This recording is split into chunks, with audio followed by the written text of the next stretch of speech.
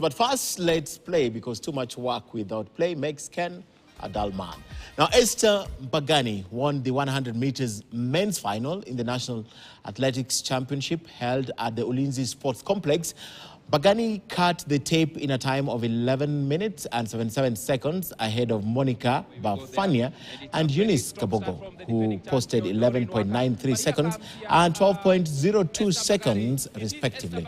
Who is going to storm to victory, and she wins it in 11.78. Esther Mbagari, your new national champion, finished third last year, but it is she is the champion here this year, winning here in 11.79, 11.78 there.